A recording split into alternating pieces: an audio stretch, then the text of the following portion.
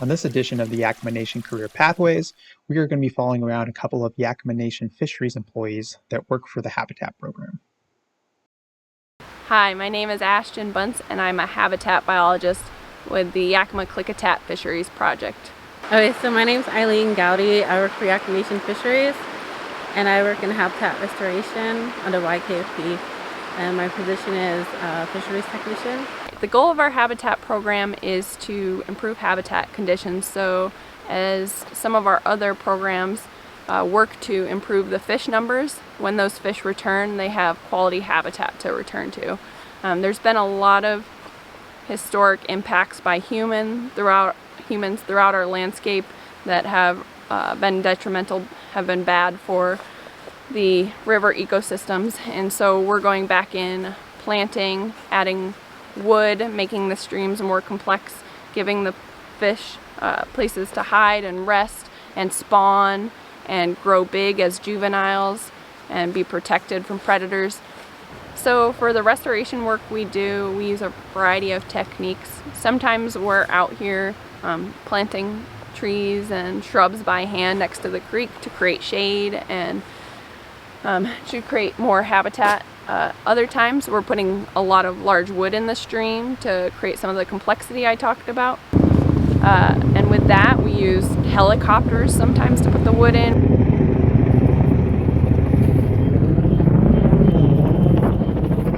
We use heavy equipment.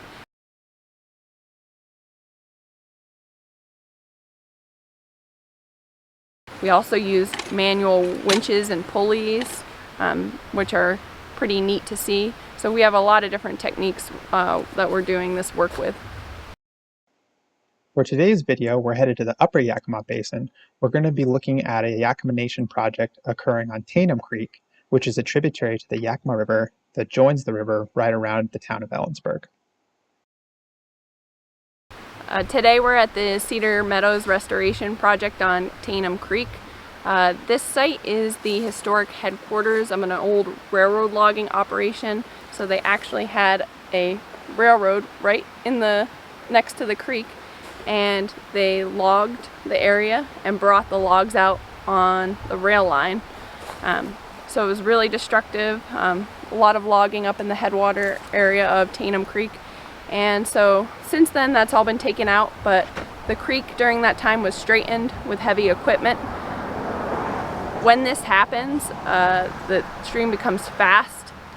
There's no place for fish to rest. It's just a fast straight line, and there's no holding or resting habitat for fish, so it's really bad. So we came out here to improve the habitat, adding wood structures that would connect the stream back to its floodplain and back to old historic channels, side channels and such, and also create some in-stream habitat complexity, pools, cover for the fish to hide if there's predators or other things. So we're just trying to bring it back to its natural state here at the Cedar Meadows project. Now let's take a look at one of the wood structures that are being built here at Taneum Creek. For this project, the Yakama Nation hired a local geomorphologist to design and build the wood structures. Here he works with a local large equipment operator who is actively placing the logs in the stream. Having a really knowledgeable and experienced large equipment operator really makes this process go a lot smoother.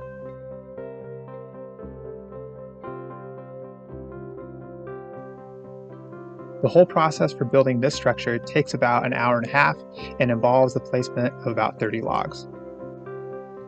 Once it's complete, this large wood structure will be able to withstand really large flood events, and it will last long enough to continue to provide quality habitat for fish and wildlife for years to come. Now that we've seen how these structures are built, let's check back in with Ashton, and she can explain to us some of the benefits that these structures will be providing fish. Alright, so right behind me is the upstream-most structure of the project, and this structure is the most key within this project. We really wanted to block off a portion of the channel and send water that way into an inlet of a side channel that we actually constructed. We excavated this inlet, which will get water out to some some channels that are out on the floodplain.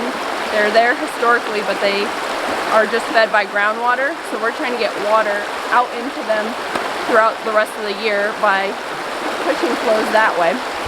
And what this will do is create some really great rearing habitat, especially for juvenile fish.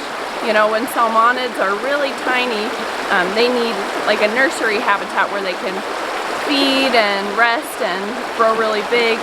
So side channels are great for juvenile fish, and that's really what we're trying to do, is connect a lot of these old channels.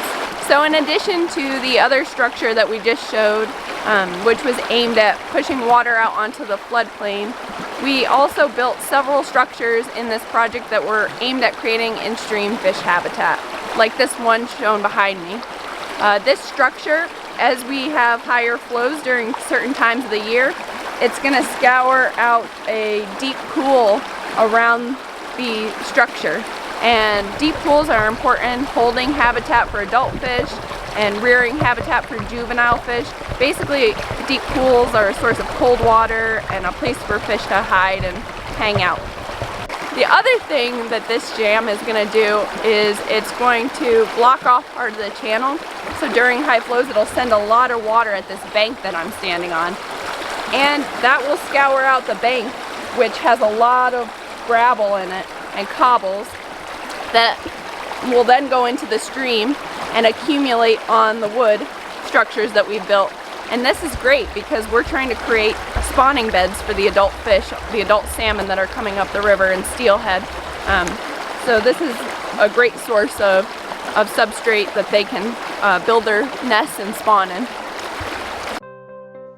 The final part of the project is to go back through and revegetate some of the disturbed areas.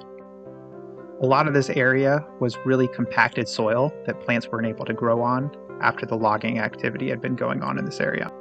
So crews go back through and spread native grass seed, cover it with straw, and eventually they'll go through and replant a bunch of this with native trees and shrubs. These activities help reduce erosion and also help to recover this area that has been harmed over the past century.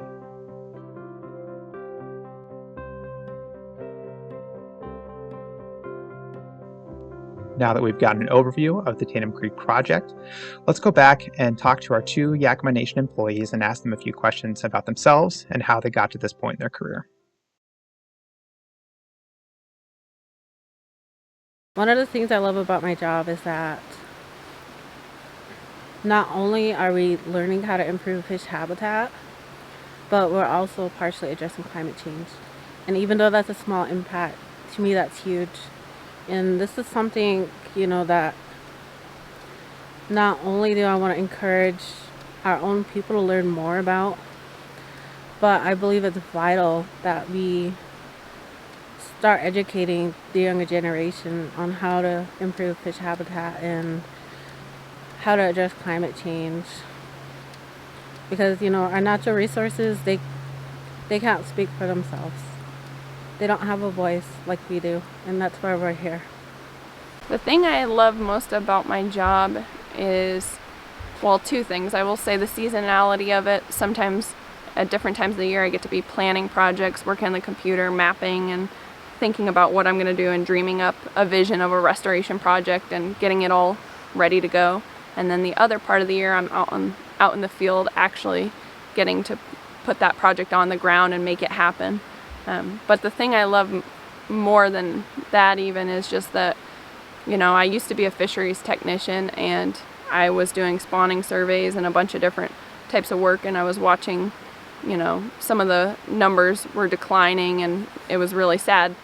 And I just love the current position I'm in because I'm doing something to change the habitat and improve conditions for those fish so that hopefully they will return and they will be more successful. And that just makes me feel really good every day about myself doing this work and the job I'm in. And I work with fantastic people.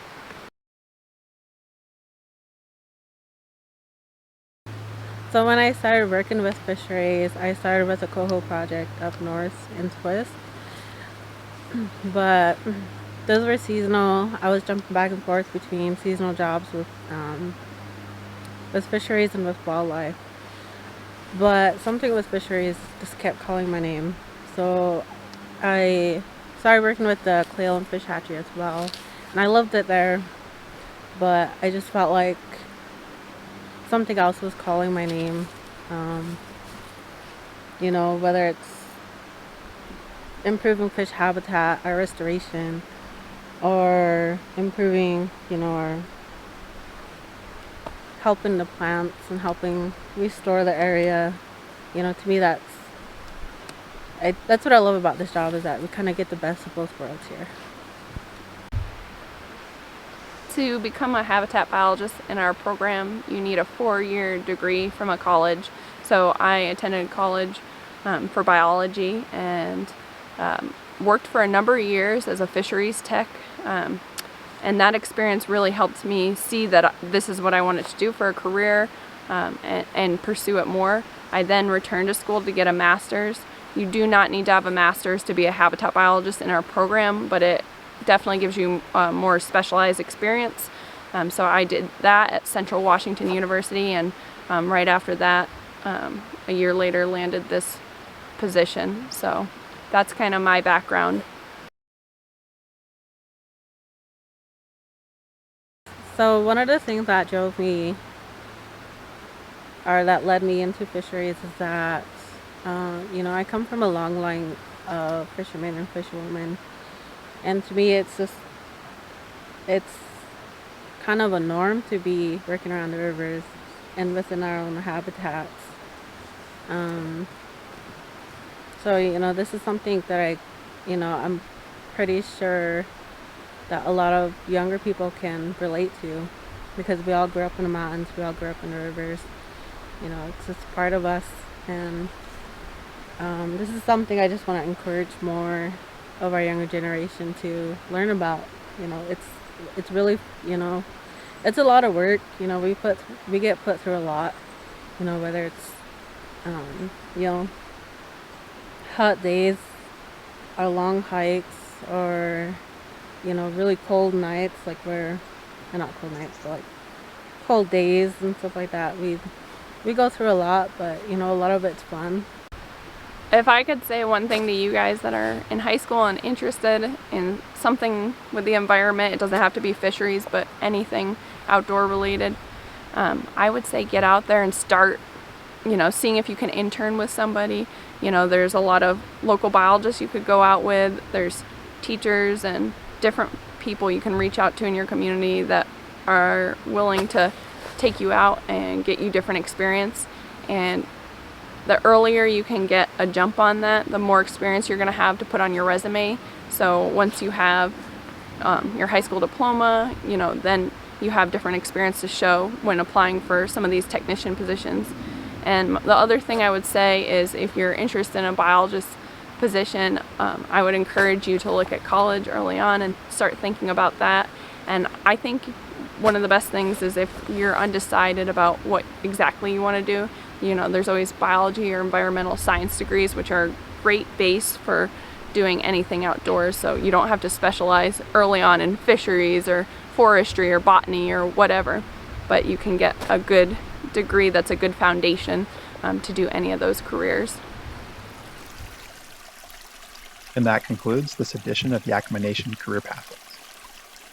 Special thanks to Ashton Bunce and Eileen Gowdy for taking us on a tour of the Taneum Restoration Project and for teaching us about the Habitat Program. For more information on projects like these, you can visit the Yakama Nation Fisheries website or Yakama Klickitat Fisheries Project website. This video was created by the Mid-Columbia Fisheries Enhancement Group with funding from NOAA's BWET program and also from the Washington State Salmon Recovery Funding Board.